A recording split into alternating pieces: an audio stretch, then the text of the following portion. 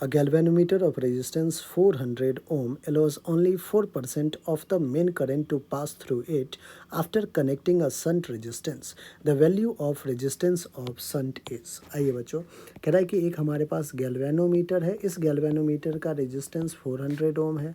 इसको हमने एक पैरेलल में क्या करते हैं बच्चों, याद रखिएगा, गैल्वेनोमीटर के पैरेलल में शंट रेजिस्टेंस, जिसका वैल्यू जो है एस ले लेता हूँ मैं, एक शंट रेजिस्टेंस ऐड कर दिया। अब कह रहा है कि जब आप ऐड करते हो तो जो टोटल करंट, मेन करंट है, उसका 4% ये जो है पास होने देता है खुद से।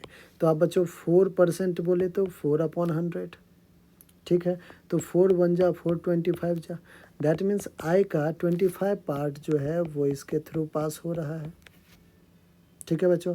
बाकी कितना बचेगा, आप कहोगे टोटल करंट आई था, आई में से 4% गैल्वेनोमीटर के थ्रू पास कर रहा है, तो बाकी जो रेस्ट बचा आई माइनस आई बाई 25 वो शंट के थ्रू फ्लो करेगा। ऑल राइट बच्चों।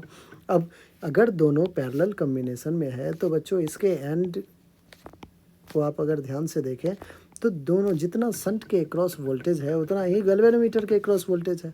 सो voltage across galvanometer is equals to potential drop across shunt resistance. अब ओम्स लॉ क्या कहता है, V is I into are.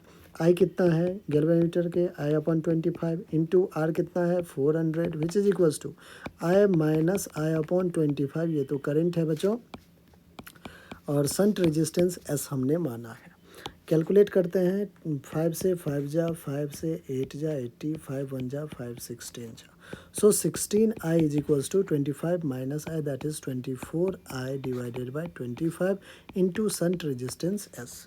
कुछ कैंसिल आउट, आई ने आई को कैंसिल किया, आ गया 16 into 25 divided by 24 is equals to shunt resistance S।